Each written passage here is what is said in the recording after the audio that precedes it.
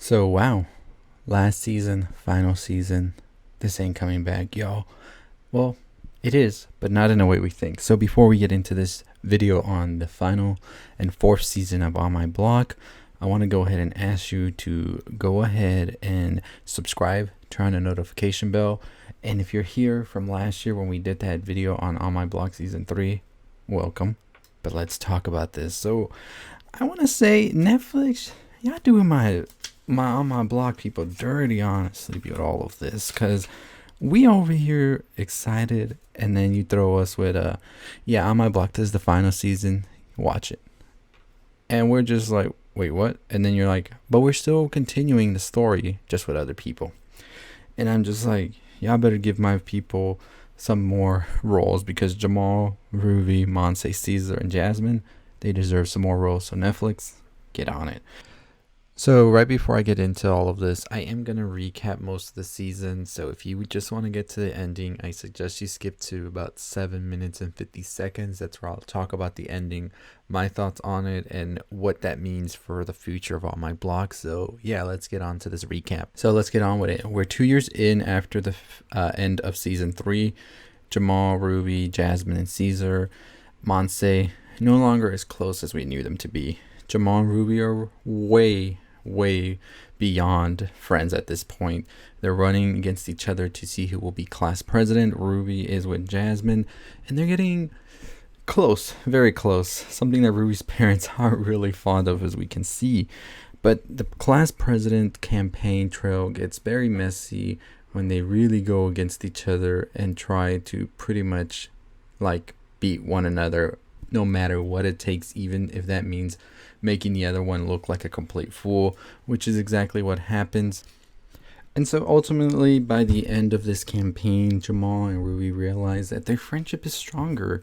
They don't want to be put at odds. We find out that Jamal pretty much alienated himself, became a jock, jerk, whatever you want to call him, because after everything that happened, Monse leaving, Cesar, of course, joining the gang even further, and then Ruby and Jasmine having this relationship where they were pretty much so close to each other they had no time for anybody else.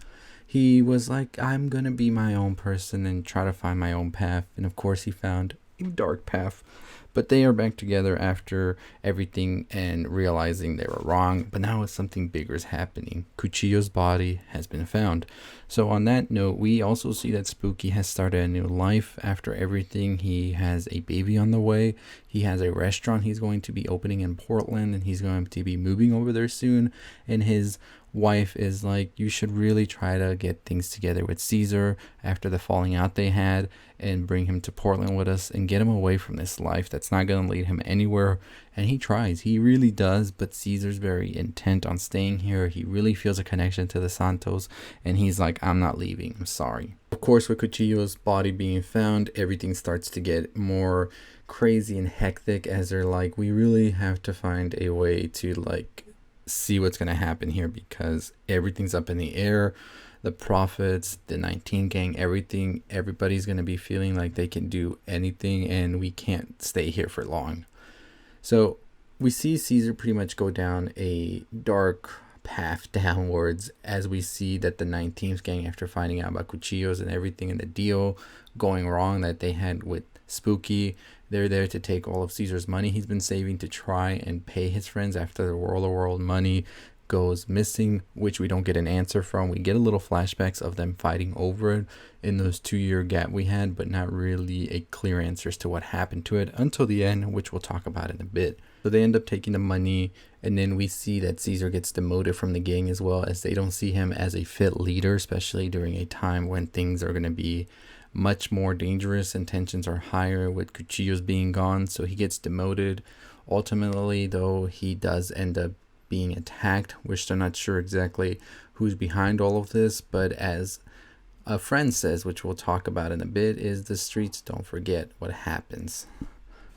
So we see Cesar go to Spooky. They try to patch things up, which they do. Cesar agrees to go to Portland with him, but just as this happens, Spooky is shot dead, and this pretty much leads to more tension. And y'all, I've said it in my theories, I said it in videos in the past, Spooky wasn't making it out alive. And I wanted to be wrong. I did. I was so happy to see him actually have a good life. He had a daughter on the way. He was going to open his restaurant. It just seemed like everything was going good for our boy, and then he done. So, very sad moment. The gang and everybody try to be there for Cesar. They try to locate him. He's nowhere to be found. And then we find out that he's actually with his dad, Ray, at the place he works at, where they pretty much help people get out of the streets and all of that. And this is where he meets with Lil Ricky. Yes, the infamous Lil Ricky we've been talking about is finally shown. And it's just like, damn. Yeah, so Cesar does do that. And he pretty much gets, I feel like, a bit more of peace as well, and a bit of sense as to where his life is headed during this, and also with the talk he has with Lil Ricky. And so we pretty much see this turn into a positive of sorts, as well as Cesar sort of sees the light, and we see the group of friends get back together as well, which is pretty awesome to see. On Monse's side of things, we see her and Brian ultimately have a settling their differences and come together as well as a whole family, including Monte, once they realize that some of the things that Julia might have said to Brian weren't exactly the truth about Monse and Monty, which was one of the things that also led to a big fight between Monse and Brian in the season. But ultimately all of that is patched up after they talk about it and realize what exactly was going on. And so after everything with Spooky's death, they scatter the ashes of Spooky. Cesar is told that he doesn't have to be jumped out of the gang because Spooky had done that the night he came back after being jumped himself out of the gang. And apparently he was so beat up because he also asked to be jumped out in Cesar's behalf. So he pretty much got 2 jumping outs because he wanted to get his little brother out of it. And so Cesar pretty much has a new way of seeing as to everything that Spooky was doing for him, even in the end. And he goes back to school and tries to get everything aligned together. In the last third of the season, we see the gang pretty much just try to get ready for prom, graduating, going to college, all of that. Jasmine's going to be going to Berkeley. Ruby will be going to Stanford. Cesar will actually be moving to Portland still with Isabel to try and take care of Lydia as well, and also attend Portland Community College. Jamal will be going to work for Noella Roma, who is a billionaire with a tech company, who he had been talking about previously in the season, and was also sort of scouted by Kendra, who we remember from season 3 when they reunite at prom. And Monse will be taking a year off to write an autobiography. And by the end of it, we actually see the prom come, and a little bumps here and there are had with Monse and Cesar, but it quickly patched up again, and they pretty much end the night on a positive note. Even Ruby is named prom king, and there is a dance at the end. But as we know, this doesn't end on such a happy note, as we see that when the gang comes back home that Abuelita has tragically passed away. We find out earlier in the season she was sick, then we find out she actually has cancer, and she actually died right after the gang left for prom. So very bittersweet, because it is actually turned into a celebration, as she wanted that to be her final moment, is a celebration, not a funeral. And that's exactly what they do. They celebrate her life, and the gang is all together as we always seen them to be, especially in season 1, and just talking to each other, pretty much not talking about what comes next, as they are all going to be separate by next year. But by the end of it, though, they realized there was something left for them by Abuelita, and it was actually a map that seemingly will take them to the Roller World money. We've been wondering where it was all this season, and that's how it ends right there. So it kind of sets up something else, but as we know, this is the final season, so I really doubt we'll get another season, as Netflix has already talked about a spin-off coming. But could we get a movie, maybe a little mini movie to wrap all of this things up?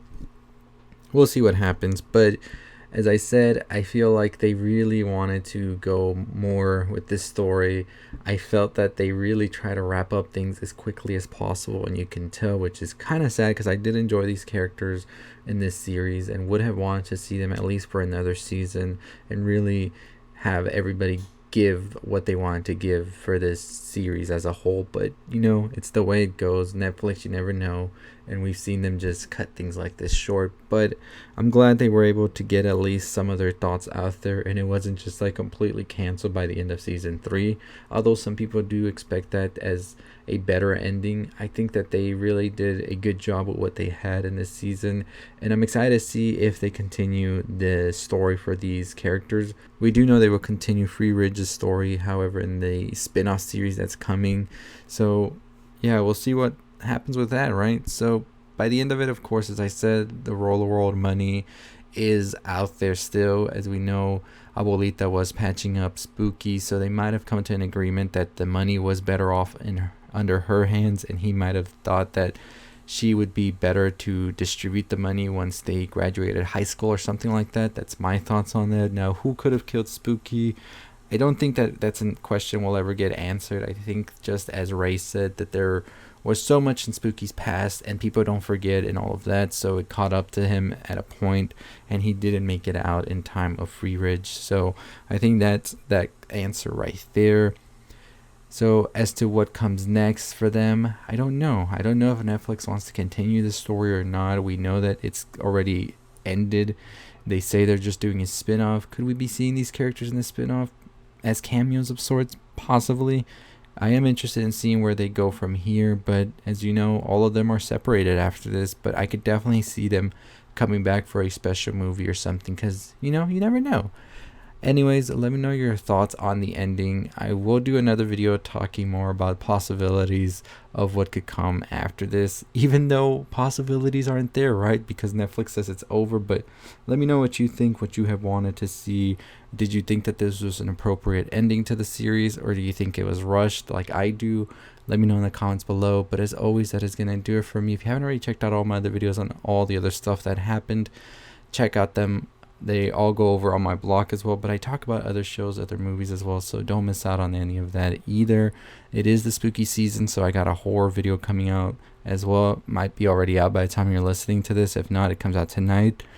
But we got a ton more content here, so if you're just checking out the channel for the first time, I am inviting you to subscribe, to turn on the notification bell, because we go over a lot of stuff here, a lot of Netflix, a lot of movies, a lot of other stuff that you probably love. So hit that subscribe button and notification bell. Check out the video on the left if you haven't already, and let me know your thoughts. Did this season hit? Was this a good finale or not? Leave your thoughts down below.